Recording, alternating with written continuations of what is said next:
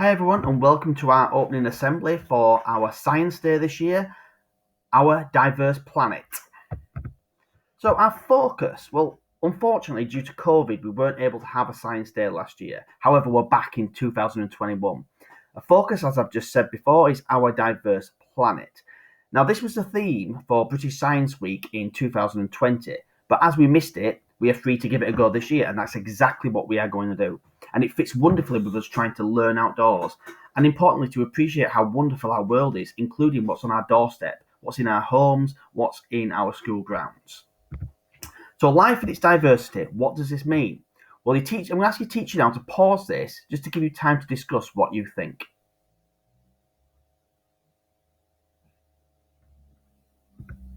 So living things, it's fair to say that living things cover a whole range of different organisms. An organism is another word for a living thing.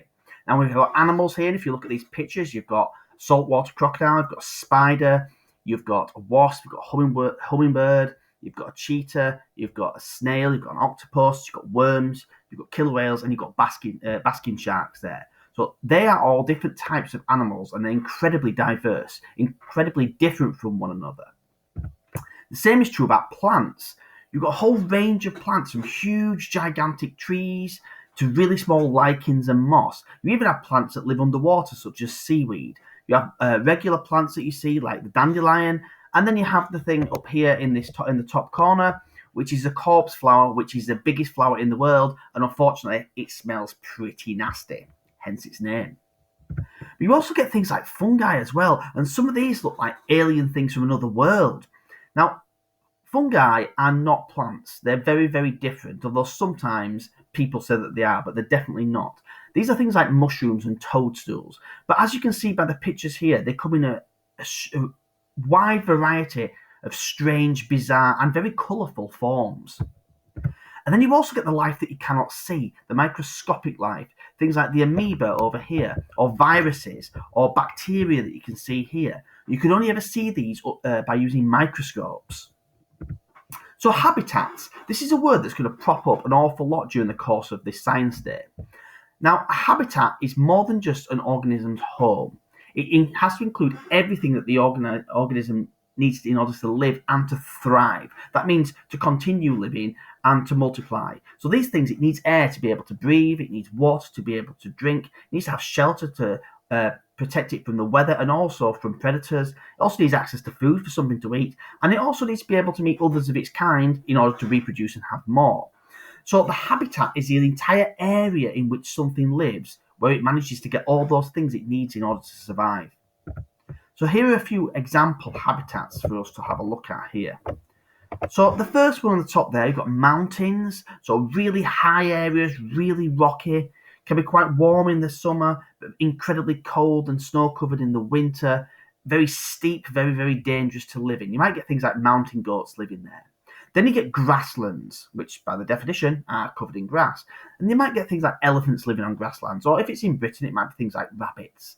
The polar region's incredibly cold and very dark for large parts of the year. So in order the animals that live there have to have adaptations.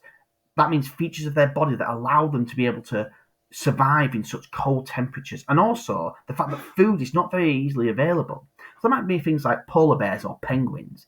Then you get wetlands. So that's areas of land that are covered in large areas of swamp and water. So being able to swim is really useful in that, but also wading birds with long legs so that they can walk through it as they're looking for fish. Then you get the rainforest, which you'll cover in year 5. Incredibly diverse areas full of life of all kinds of description, much of it living within the trees, such as orangutans and chimpanzees. Then you get the deserts, incredibly dry, super hot by day, really cold at night time, with very little water. Really difficult places to live in. So you get things like camels live in the desert. Then you get the urban environment. That's towns and cities. And you'd be amazed by how many animals live in towns and cities. For example, in this country, there are more foxes now live within towns and cities than actually live in the countryside.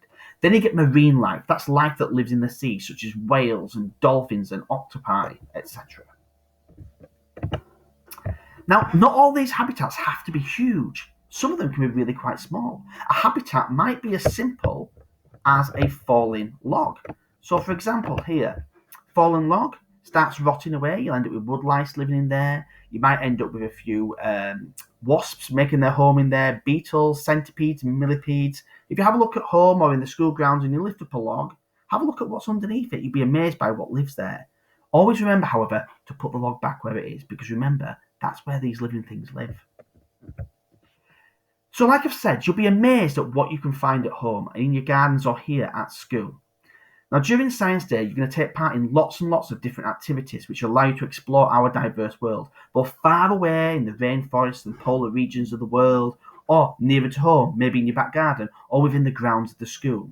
And you'll learn about amazing creatures and how to identify them, hopefully using identification keys. You'll also explore different habitats, looking at what types of organisms live there, in different environments, and why this is the case. Why do those creatures live in that environment? Why do those environments allow those creatures to live there? What I want you to do is to have an awful lot of fun, and I want you to enjoy discovering. Good luck and enjoy Science Day. Thank you. Bye bye.